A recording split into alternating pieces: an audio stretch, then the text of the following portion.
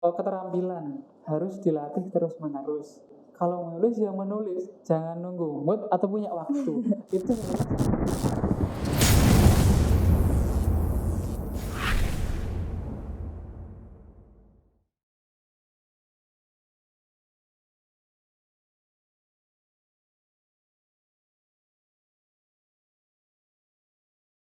Assalamualaikum warahmatullahi wabarakatuh. Halo teman-teman semuanya, gimana kabarnya nih? Semoga semuanya dalam keadaan sehat walafiat ya, tanpa suatu halangan apapun.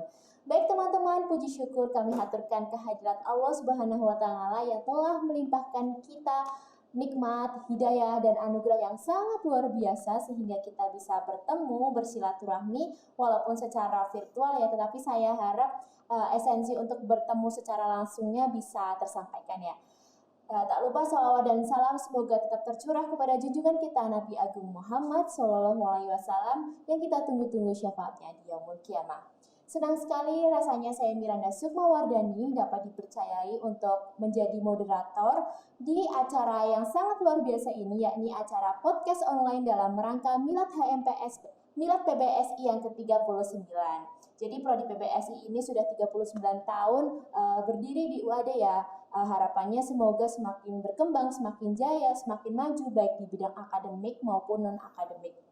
Baik, di sini saya akan memandu acara podcast online, tetapi saya tidak akan sendirian di sini karena saya ditemani oleh seorang narasumber yang sangat luar biasa yang sedari tadi sudah ada di samping saya, yakni ada Mas Ari. Halo Mas Ari, kita ngobrol-ngobrol sebentar kali ya sama Mas Ari. Mas Ari, gimana kabarnya nih? Alhamdulillah sehat. Sehat. Sebelum kita melangkah lebih jauh nih teman-teman, daripada teman-teman kepo, siapa sih nih Mas Ari kok dari tadi ada di sini sama aku gitu ya. Jadi saya akan membacakan sedikit CV dari Mas Ari gitu ya Mas, boleh ya Mas ya? Boleh. Oke. Jadi Mas Ari ini nama lengkapnya Ari Prasetyo Nugroho, benar Mas? Betul. Benar. Lahir di Magelang, lulusan PBSI tahun 2011. Angkatan 2011. Oh, angkatan. Berarti masuk tahun 2011 nih Mas. Oke, lulusnya berarti tahun 2000 kira-kira 16 atau 17 saya lupa. Oke. Mas Ari ini, jadi Mas Ari salah satu lulusan PBSI dan selama kuliah beliau juga menjadi pemimpin umum atau ketua Kreskit tahun 2015-2016. Iya. Ya Mas, oke. Selain Mas Ari ini udah lulus S1 masih haus akan ilmu sebenarnya Mas. Jadi Mas Ari itu melanjutkan studi S2-nya di UGM dengan mengambil konsentrasi sastra Indonesia di Fakultas Ilmu Budaya. Oke. Dan saat ini beliau menjadi penggiat dalam kelompok belajar sastra Jejak Imaji dan sebagai editor di penerbit Jejak Pustaka. Gitu nih Mas. Ya. Nah, Mas Ari ini punya hobi yang sangat luar biasa teman-teman. Kalau misalkan lagi galau ataupun lagi gundah gulana, Mas Ari juga sering menulis gitu ya Mas ya. Artikel mungkin ya Mas atau puisi? Artikel Puisi. Oh, oke. Jadi teman-teman yang kepo dengan tulisan Mas Ari atau kepo dengan karya-karya Mas Ari juga bisa mengunjungi media sosial Mas Ari di Instagram di @r_ari.nugroho dan Facebook Ari Nugroho. Seperti itu ya Mas ya. Oke. Baik teman-teman, pada kesempatan kali ini, kesempatan yang sangat luar biasa ini saya dan Mas Ari akan berbincang-bincang terkait tema podcast online yang sangat luar biasa, yakni mengembangkan diri di bidang kepenulisan atau bisa kita kerucutkan kembangkan potensi diri melalui kepenulisan. Kenapa saya bilang menarik? Karena dari judulnya saja sudah menarik itu Mas. Jadi nanti kita bakal ngebahas secara langsung secara ke depan gitu ya Mas ya, yang lebih menarik gitu. Nah, Mas Ari, pertanyaan yang pertama yang menjadi awalan nih Mas. Menurut Mas Ari, bagaimana cara untuk mengenali potensi diri? Oke, baik. Terima kasih sebelumnya kepada teman-teman PBSI ya, dan selamat Milad yang ke-39 ya. Semoga semakin keren lah. Amin. Ya, terima kasih atas pertanyaannya.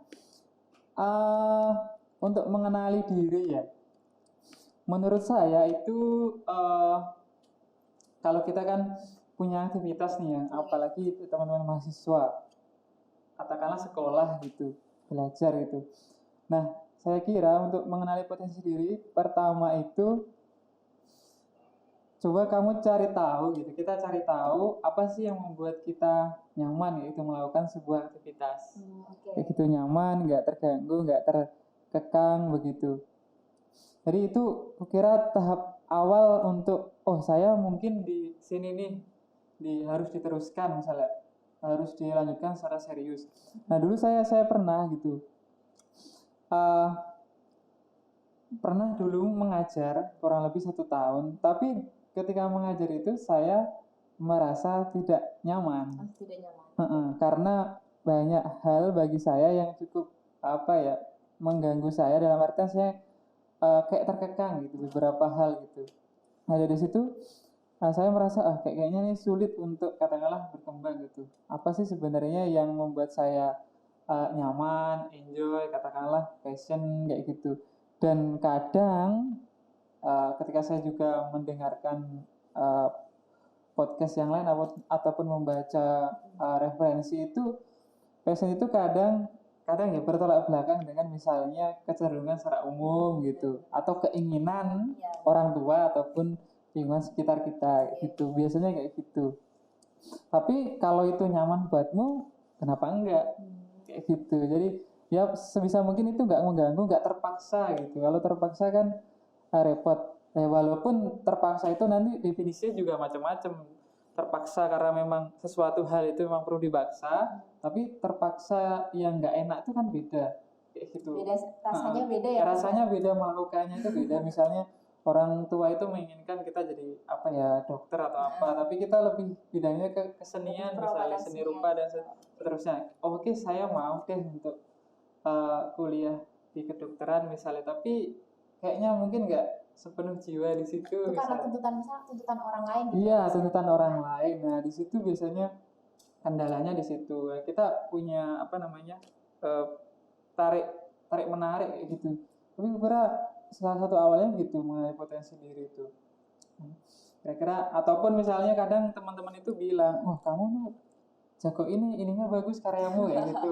Misalnya malah dari penilaian orang lain gitu ya Mas ya. Penilaian dari orang lain, kamu tuh malah bagusnya di sini gitu. Misalnya orang ini pintar ilustrasi misalnya ataupun nyanyi dan sebagainya. Kenapa kok kamu nggak di situ? Boleh jadi yang mungkin itu guyon, tapi kan mereka secara nggak langsung perhatikan kayak gitu. Mungkin di situ sih. Jadi yang pertama kita harus comfort dulu dengan apa yang kita punya gitu ya Mas ya. Iya. Apa yang kita miliki, seperti mungkin bakat gitu yang bisa menjadi untuk mengembangkan potensi diri. Iya. Dan sebenarnya lingkungan juga bisa mempengaruhi ya Mas ya. Nah iya, nanti masuk ke situ. Ada kasus di saya terkait lingkungan, nanti kita cukup bahas buat lagi Mas ya. Oke. Nah Mas Ari ini kan bisa dibilang aktif di bidang kepenulisan nih Mas. Kalau aktif sih enggak, saya termasuk suka mungkin. Ya, lebih suka kayak gitu. Kalau aktif produktif itu enggak, tapi kalau dibilang sebagai seorang penulis itu saya anggap sebagai doa gitu. Tapi hanya katakanlah sebatas suka. Ada sebuah katakanlah kegelisahan atau problem ditulis kayak gitu. Jadi penulis itu sebagai pelampiasan gitu Mas? Iya, bisa jadi. Biasanya kan pelampiasan ke orang gitu kan, penulis gitu ya Mas. Iya. Biar tidak ada yang sakit hati. Bisa jadi kayak gitu. Oke. Nah, nih Mas Ari kan suka dengan kepenulisan gitu ya, mungkin bisa diceritakan pada teman-teman semua di sini tentang proses kreatif Mas Ari sehingga sejauh ini yang kaitannya dengan proses pengembangan diri Mas Ari. Mas. Ya, baik, terima kasih. Nah, saya ingin cerita sedikit ya. Jadi dulu itu ketika kuliah di BBSI itu ada satu mata kuliah yang menganjurkan untuk membuat puisi, gitu kan. Nah, membuat puisi ini harus katakanlah di ACC. Ini oke nih, ini masuk kayak gitu, ini bunyi puisinya kayak gitu. Untuk apa? Akhirnya nanti dibukukan kayak gitu. Okay. Antologi puisi nih Mas? Iya, antologi puisi. Nah, ketika harus di ACC itu ada proses semacam diskusi, bimbingan kayak gitu. Nah, dari situ akhirnya dipertemukan dengan kakak-kakak alumni di BBSI juga kayak gitu, yang kebetulan mereka penulis kompeten dan bergiat di dunia kepenulisan, utamanya sastra itu, waktu itu puisi. Nah dan itu satu angkatan itu, satu kelas itu cukup bergairah teman-teman saya itu, ada beberapa teman kayak itu, walaupun nggak semua satu kelas ya kayak gitu, karena mungkin excited gitu ya Mas. Excited waktu itulah kayak ada gelombang baru gitu. Nah waktu itu terus uh, teman-teman alumni ini kok melihat ada semacam apa ya, geliat atau excited baru gitu. Nah kemudian kenapa kok nggak dibentuk kayak gitu, dibuat wadah diskusi kayak gitu. Nah akhirnya lah dibuat wadah diskusi yang namanya Zek Imaji itu tadi. Zek Imaji itu terlahir dari kegelisahan dan gelombang baru seperti Iya, kegelisahan dalam satu sisi itu bahwa di kampus waktu itu belum ada wadah tempat yang mewadai diskusi proses kreatif kayak gitu. Walaupun sebelumnya dulu pernah ada, kalau nggak salah namanya busi atau apa gitu di PBSI, tapi itu di skup dalam kampus kan. Tapi kalau kami itu di luar kayak gitu, jadi lebih lebih leluasa dan siapapun boleh masuk, tidak hanya teman-teman PBSI, WAD dari berbagai perguruan tinggi. Nah dari situ akhirnya ada proses tuh, karena di tempat itu harus ada, katakanlah kita diarahkan untuk menulis kayak gitu, terus ada diskusi setiap Senin, ada yang dibahas, ada yang membahas kayak gitu. Nah dari situ kemudian muncul kesukaan atau akhirnya terbawa lingkungan untuk membaca kayak gitu. Nah karena kalau di situ tuh kalau nggak baca itu diolok-olok gitu, diolok-olok. Apa-apa gitu. Iya, kamu ngapain di sini gitu kalau nggak baca gitu, sampai kayak gitu. Ada ibaratnya kayak pressure gitu ya Mas. Iya, kamu harus baca kayak gitu. Iya, tapi bahasa tadi saya masih halus loh, tapi di sana itu lebih dari itu gitu. Nah dari situlah akhirnya ya adalah rasa malu gitu kan, tapi kesel juga gitu dibilangin kayak gitu. Tapi kalau enggak nanti di forum itu nggak bisa ngomong apa-apa gitu. Itu tuntutan juga sih ya Mas. Iya, dalam satu sisi tuntutan karena lingkungan tadi kan. Dari saya tuh dari kecil tuh nggak terlalu nggak kepikiran soal baca sih ya. Sekolah itu belajar biasa, besok ulangan, hari ini belajar gitu lah, nggak ada katakanlah koleksi buku ataupun interest terhadap membaca. Nah ketika fase itu saya sedikit akhirnya membeli buku gitu, suka membeli buku tapi baca enggak gitu, nanti gitu. Nah dari situ akhirnya muncullah kesukaan untuk menulis itu. Nah kemudian proses kemudian agak diarahkan ke wilayah artikel gitu, esai, karena sering membahas puisi, cerpen teman-teman kayak gitu. Nah, saya coba serius di situ, lebih ke review semacam ulasan. Kalau di PBS sendiri kan ada tuh kritik sastra kan, ada teori sejarah, ada kritik.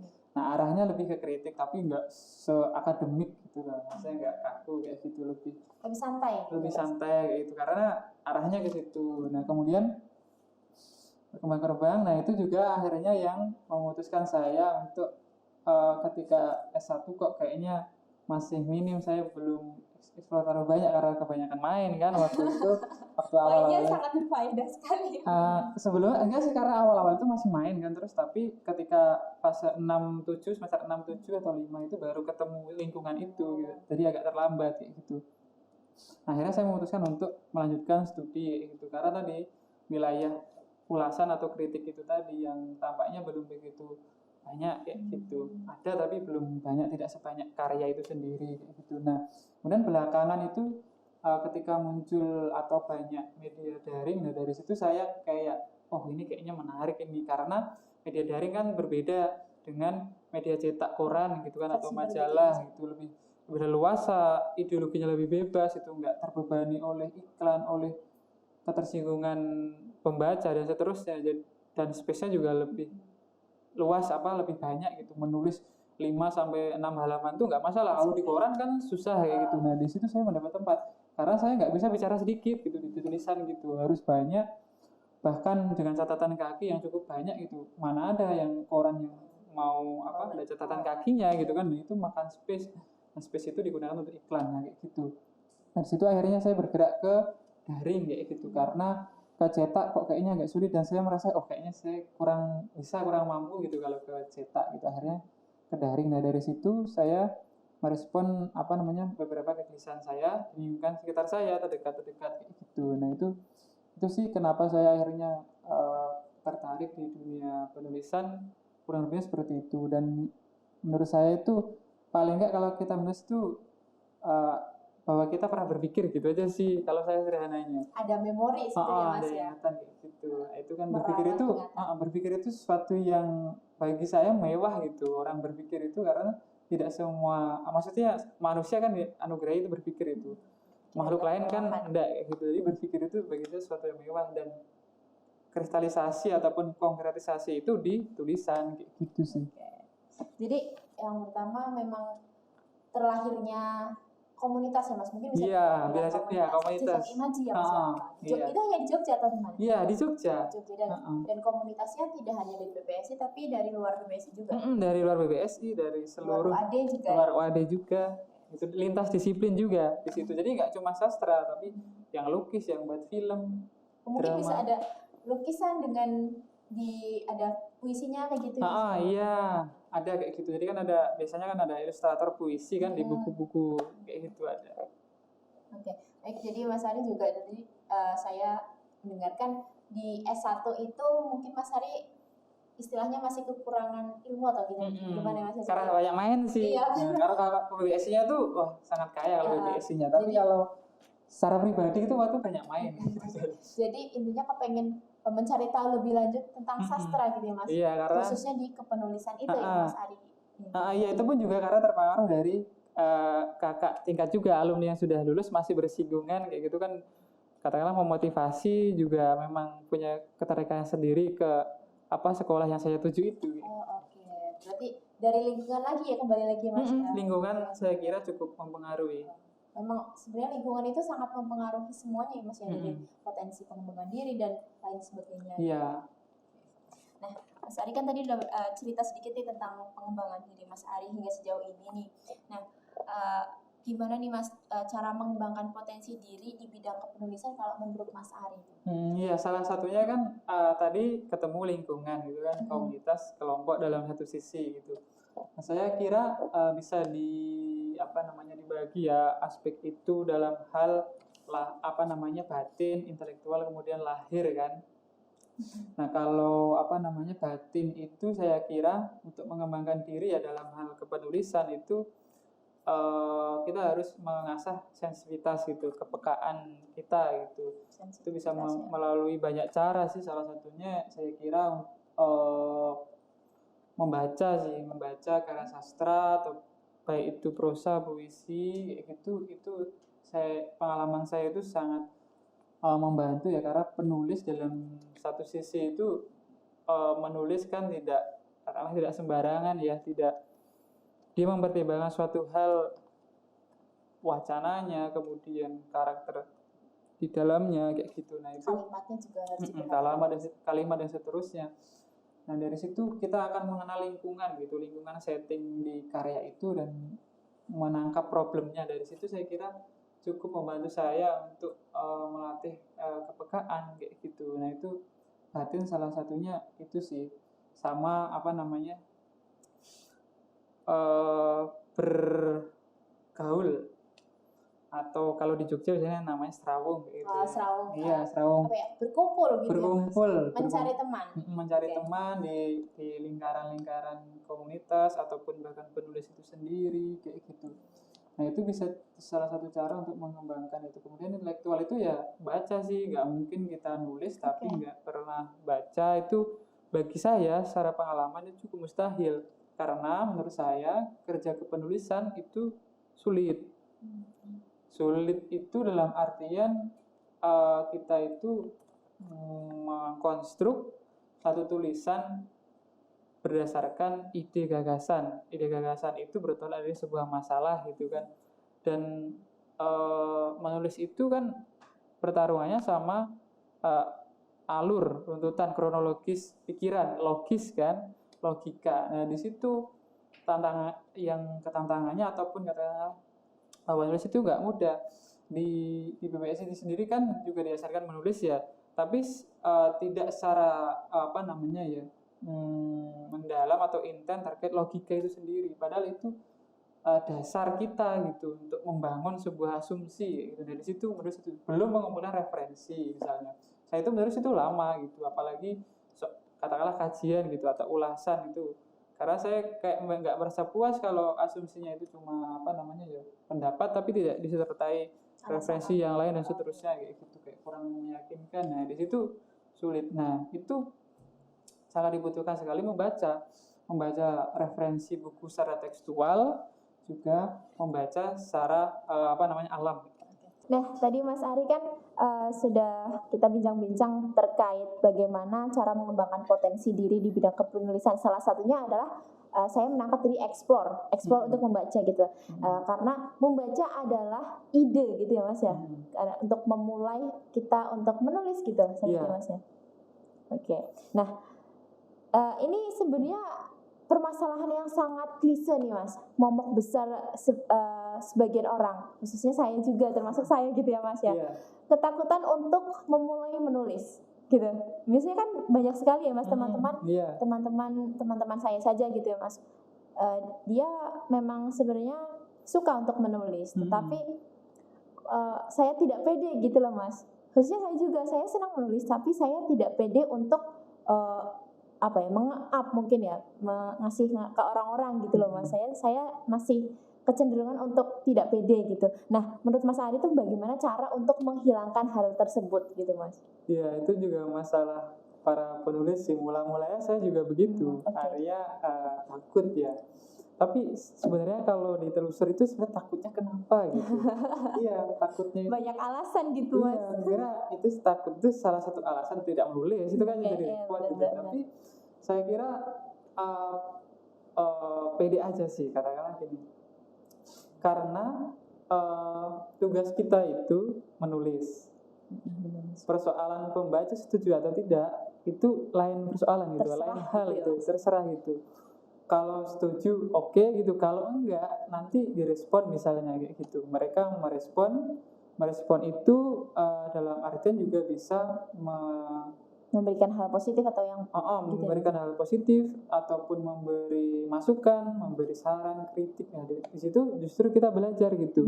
Nah, kalau kita tidak mau mulai menulis, belajar kita sedikit. Karena belajar kita itu baru sebatas bagaimana menaklukkan rasa takut. Tapi kalau kita sudah mulai menulis, rasa takut sudah hilang. Nah, belajar selanjutnya adalah memperbaiki. Mengembangkan diri itu tadi.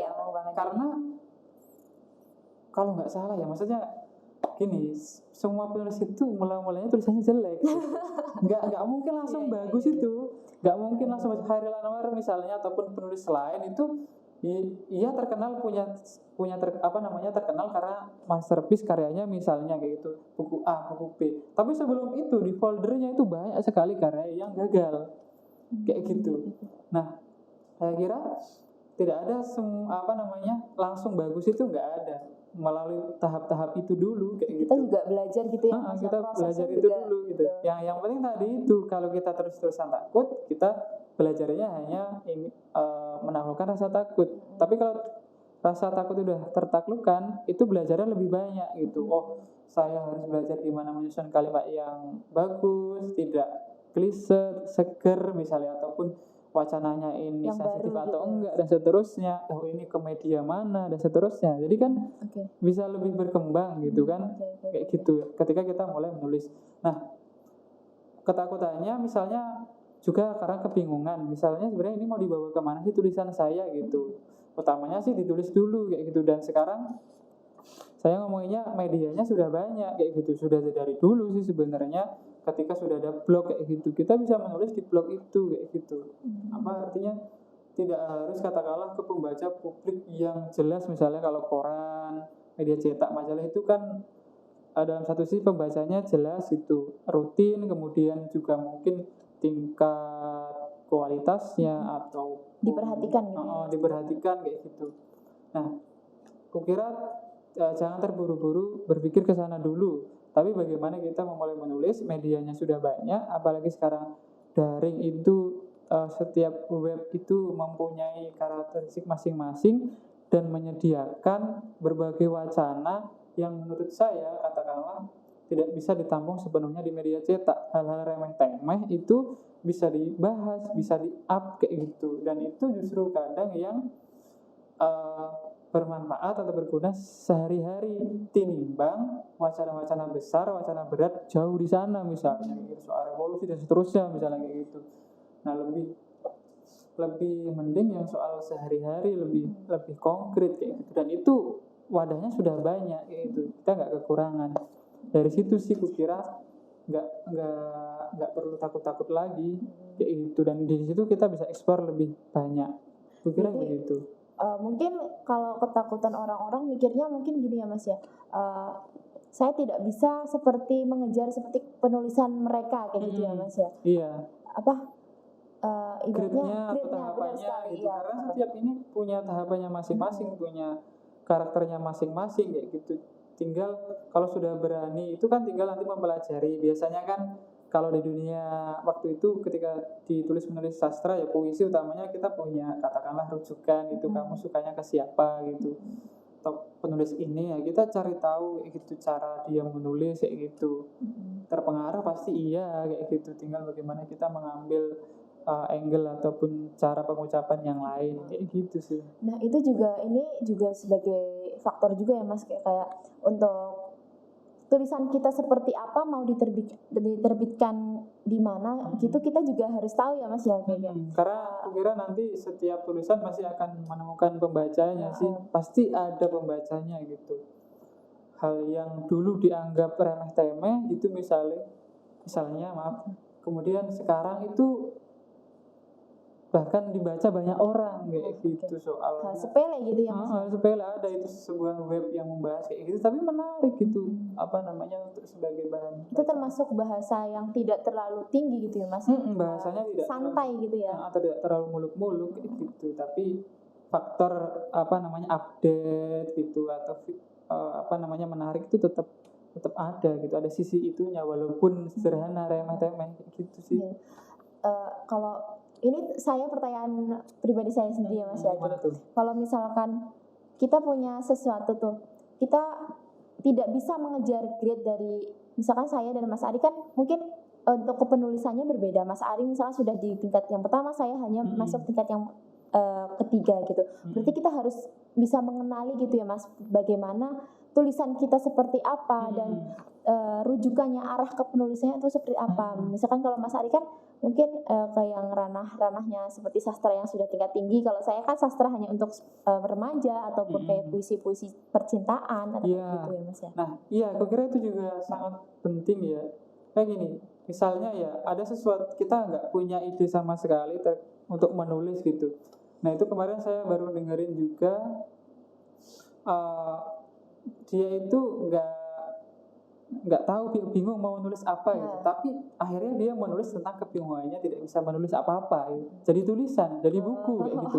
Nah itu dari situ aja sebenarnya sudah sangat banyak sekali di apa namanya sekitar kita kayak gitu, hal-hal yang dekat gitu. Kemudian termasuk tadi mengetahui grade tadi itu bisa salah satunya itu melalui lomba gitu. Lomba. Melalui lomba itu mengukur diri sebenarnya.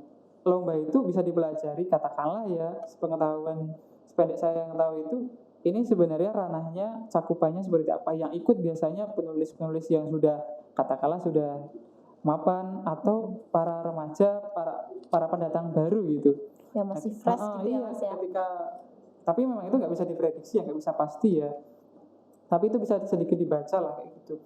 Nah itu nanti bisa mengukur kita itu sejauh mana sih tulisan kita gitu disandingkan dengan para penulis lain. Nah itu untuk mengukur. Kemudian tadi misalnya pembagian kayak gitu atau pembatasan, ini sastra yang serius, sastra yang kurang serius atau populer, itu punya tempatnya masing-masing kayak gitu. Sastra populer yang remaja, justru remaja ini saya kira malah penting karena remaja itu tidak bisa langsung dikasih wacana yang terlalu berat gitu.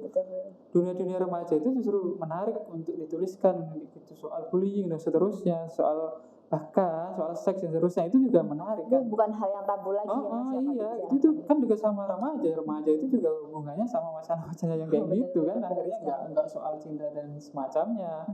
Kalau udah semacamnya enggak juga gitu, banyak justru problematika. Justru itu tantangan katakanlah yang mau mengarah ke sana untuk mengulik dunia remaja gitu sih. Jadi jangan takut untuk menulis, jangan takut nggak ada yang baca gitu ya Mas. Ada, pasti menemukan pembacanya. Dan jangan langsung kita melihat yang ke atas gitu. Kita bisa melihat dari yang bawah mungkin ya Mas ya. Iya, ke atas itu ya untuk memotivasi aja. Iya, Saya masih belum apa-apa gitu untuk terus kayak gitu. Oke. Jadi juga selain itu melalui lomba kita jadi mengetahui ya Mas ya. Iya, lomba. Oke. Nah, Mas Ari, ini bagaimana cara terbaik versi Mas Ari untuk mengembangkan potensi diri di bidang kepenulisan? Yang Mas Ari tahu, yang mungkin Mas Ari punya pengalaman, kita bisa berbagi pada teman-teman semuanya di sini gitu, Mas. Iya, itu juga berat sih kira karena ya lagi-lagi tadi menulis itu gak mudah ya. Tapi itu yang tadi aspek lahir kira ya, maksudnya itu sebagai keterampilan harus dilatih terus menerus. Nah itu setiap hari itu aku baca postingan di seorang guru itu, kalau menulis ya menulis, jangan nunggu mood atau punya waktu. Itu sebenarnya sangat telak sekali itu. Nggak usah nunggu mood, nggak usah nunggu waktu luang, menulislah. Artinya apa? Dijadwalkan. Kukira kayak gitu itu kata tips ya ataupun cara aku kira, walaupun saya sendiri itu masih sesuatu yang sangat berat sekali, yaitu entah dengan berbagai alasan kesibukan atau aktivitas apa gitu. Dan biasanya kan kadang-kadang orang tuh untuk memulai menulis tuh aku nggak mood Mas gitu, aku tidak itu nggak mau terus menerus nggak jadi tulis kayak gitu saya Mas nggak mood nggak nulis. Saya juga gitu, udah ada di pikiran nih kayak gitu, udah ada di pikiran, tapi untuk menuangkannya itu nanti dulu deh kayak jadi gitu. dijadwalkan ya Mas, hari itu misalkan satu puisi atau satu paragraf cerpen atau gimana gitu atau Mas. misalnya punya ada ide berkelibat itu pas di jalan apa pas di mana. Iya, kadang-kadang seperti itu Mas. Atau di toilet ataupun ngapain gitu ya, kalau bisa sih dicatat gitu, karena ada reminder gitu. Mahal itu, saya kira mahal. Saya pernah kayak gitu, nggak dicatat malah hilang tadi apa ya, kok lupa gitu, padahal kayaknya menarik kayak gitu sih. Nah tadi Mas Ari kan seperti yang dibilang Mas Ari, untuk menulis itu jangan nunggu mood atau jangan nunggu luang. Nunggu luang gitu ya Mas ya, waktu luang gitu ya. Jadi menulis itu disempatkan gitu ya Mas ya, atau mungkin bisa dijadwalkan gitu, sehari satu paragraf puisi atau sehari paragraf cerpen mungkin, kalau misalkan yang cerpen gitu, atau puisi atau apa kayak gitu ya Mas ya. Biar apa sih itu intinya, biar kita selalu berpikir gitu ya Mas. Selalu berpikir, ingat sih. Lupa kan repot gitu kan. Oke. Dan kalau misalkan kita menemukan, kalau saya nih Mas ya, saya cerita pribadi nih Mas ya, kalau misalkan saya selalu di handphone mempunyai reminder gitu, catatan gitu, untuk misalkan saya punya atau ide apa yang tiba-tiba ada di benak saya tulis. Nanti kalau misalkan saya sih masih menunggu waktu luang gitu loh Mas, kesalahan saya masih menunggu waktu luang. Nanti kalau misalkan ada waktu luang kepengen nulis, kayaknya ide ini bagus deh buat masukan aku kayak gitu-gitu. Itu bisa kan ya Mas ya kayak gitu? Bisa sama, maksudnya itu tinggal dikembangkan kan, akhirnya disesuaikan, ditambahi apa yang kira-kira relevan kayak gitu, dikaitkan dengan katakanlah yang update misalnya kayak gitu, bisa. Gitu. Jadi teman-teman itu kalau misalkan kepengen menulis itu dilatih terus menerus gitu ya Mas. Pokoknya jangan tunggu mood, jangan tunggu kalian luang gitu, mempunyai waktu luang gitu. Oke. Nah Mas, mungkin Mas Ari bisa cerita ke teman-teman semua nih terkait Mas Ari kan yang tadi suka di bidang kepenulisan gitu ya Mas ya. Pengalaman Mas Ari gitu di bidang kepenulisan, apakah Mas Ari menulisnya tuh di mungkin genre apa sih, terus Mas Ari pernah ikut lomba apa dan menang apa gitu, mungkin bisa diceritakan untuk motivasi teman-teman semua di sini gitu Mas. Oke. Yang agak belakangan aja ya. Karena kalau yang dulu sebenarnya saya nulisnya puisi gitu, tapi setelah menulis dibaca-baca kok agak absurd dan kata teman-teman jelek, cobalah yang lain aja kayak gitu. Berarti secara tidak langsung teman-teman perhatian dengan tulisan Mas Ari Mas ya? Sangat sampai mengolok-olok kayak gitu. Nah, terus belakangan saya tuh lebih nulis artikel atau semacam esai atau ulasan, atau kalau hubungannya sama buku ya resensi, review gitu. Tiap media beda-beda bahasanya kayak gitu. Nah, kenapa ke situ? Karena mungkin telah sadarinya bahwa sekarang itu media daring sudah semakin banyak luas gitu. dan saya kira cukup mewadahi kayak gitu. Nah, proses saya menulis itu lebih pada menanggapi pertama problem-problem yang update, yaitu awal-awal pandemi itu misalnya kayak gitu. Aku coba menulis kayak ya unek-unek atau apa kayak gitu, tapi dihubungkan dengan hasil bacaan saya, utamanya dalam hal pemikiran kayak gitu. Jadi secara teoritis ataupun pandangan pemikiran seseorang gitu, dalam konteks filsafat kayak gitu. Nah, saya coba memasukkan itu, katakanlah gimana ya, membawa asumsi ataupun pernyataan teoritis filsafat atau teori yang agak sulit, agak rumit itu coba dihadapkan dengan realitas kehidupan yang update kayak gitu. Waktu itu pandemi dan seterusnya kayak gitu. Nah, itu belakangan saya menghubungannya ke situ, jadi lebih pada wacananya. Kemudian kalau untuk sastra juga, ketika menulis buku sastra, saya lebih ke kontennya atau wacananya. Misalnya yang belakangan saya menulis tentang Aceh. Jadi novel itu settingnya Aceh, tentang GAM kayak gitu. Nah, saya mencoba mempelajari sedikit tentang bagaimana sih peristiwa GAM itu. GAM itu apa, Mas? Gerakan Aceh Merdeka. Di Aceh. Itu kan penulisnya namanya Arafat Nur. Nah, saya mencoba mempelajari itu, tahu nih masalah di novel itu begini nih, terkait pembunuhan ataupun pembantaian terlalu sadis ya, pembasmian atau apalah terhadap warga sipil di situ. Nah, saya pernah punya hasil bacaan atau dari teman diskusi juga, salah satu aspek teori yang masuk ke situ kayak gitu, tentang kedaruratan misalnya, tentang status darurat. Nah, di situ saya otak-atik kayak gitu. Nah, sistem saya kayak gitu kalau dalam hal menulis tuh. Itu satu sisi untuk novel demikian, satu sisi ketika menghadapi realitas sehari-hari yang dekat itu juga iya. Misalnya ketika katakanlah istri saya hamil nih. Nah, aku coba mencari tahu sebenarnya bisa dibawa nggak sih ketarik yang wacana lebih besar soal tubuh perempuan yang hamil. Nah, aku tariklah ke fenomena itu, kenyataan itu ke konteks pasca kolonial kayak gitu.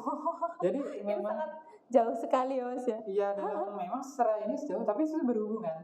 Itu karena terkait idealisasi bagaimana kita punya idealisasi terhadap tubuh utamanya perempuan yang seperti misalnya barat ataupun di luar kecenderungan kita kayak gitu. Nah, itu bisa dibawa ke situ. Nah, kalau saya arahnya lebih bagaimana mengelaborasi itu kayak gitu. Kemudian kalau untuk lomba, saya sendiri juga pernah mengikuti itu, tapi wilayahnya lain lagi. Jadi saya coba semuanya, nggak hanya sastra, nggak hanya yang dekat, soal pendidikan juga, soal bahasa juga kayak gitu. Nah, itu memang perlu dieksplor sih. Nah, saya kira teman-teman di sini tuh nggak kebingungan deh, misalnya mau apa aja tuh bisa, karena itu tadi saya menekankan pada wilayah media daring itu sudah cukup banyak mewadahi kita. Itu sih sedikit bagaimana saya menulis kayak gitu. Oke. Berarti media itu sangat berperan gitu ya, Mas, untuk penulisan kita. Ya, kemudian satu lagi, misalnya soal puisi. Nah, itu bagi saya nggak mudah juga. Nah, saya mencoba salah satu mungkin ya uji coba, saya lagi-lagi pakai wacana teoritis, kemudian bagaimana wacana teoritis itu muncul dalam sebuah puisi.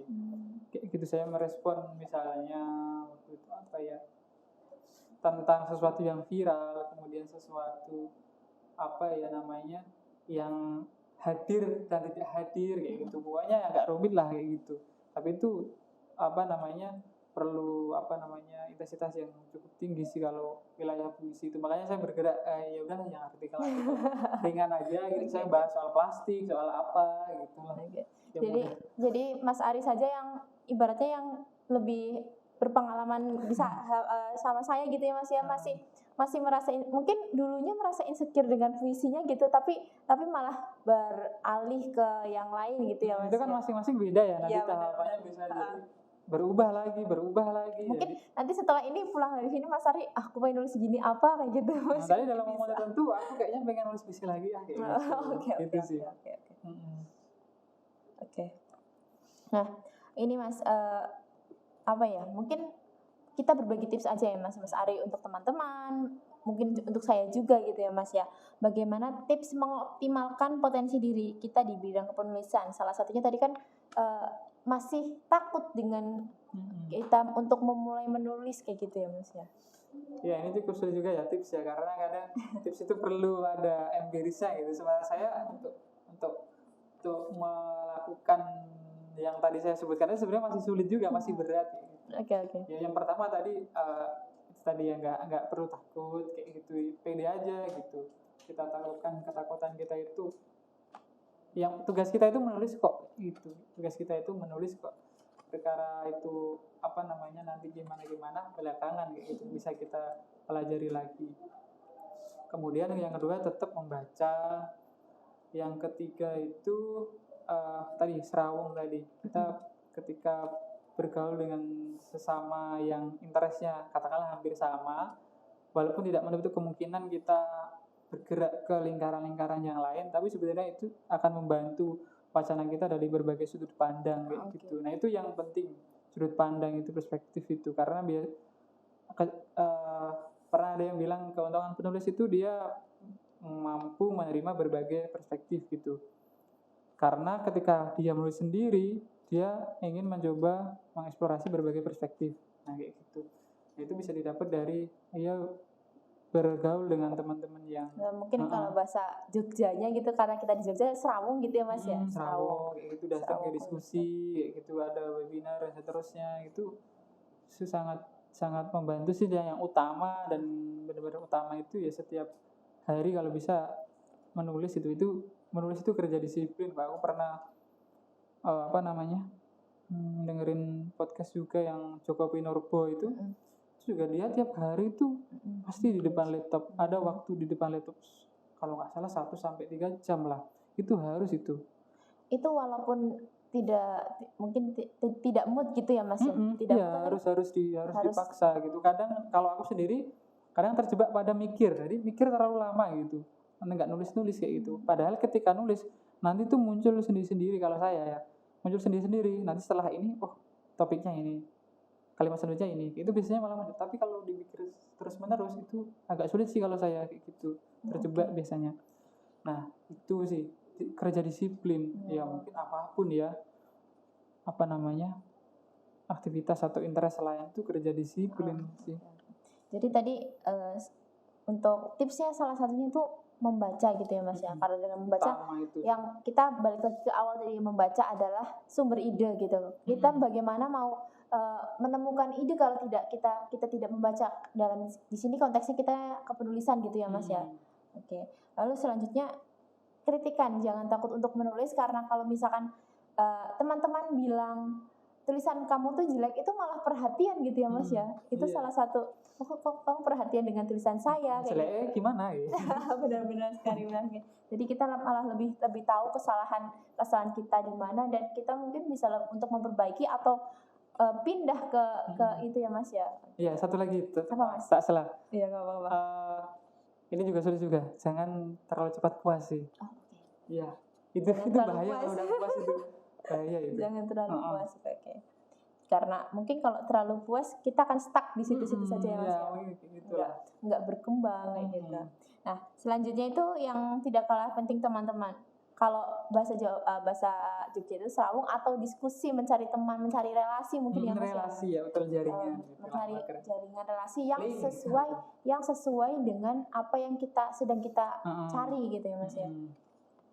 Oke, dan selanjutnya itu kerja disiplin gitu teman-teman. Kerja disiplin biar otak kita tuh bekerja gitu, tidak diam di situ saja dan tidak nunggu waktu luang gitu ya Mas ya. Iya. Biar terbiasa gitu otak kita sehari segini menulis kayak gitu.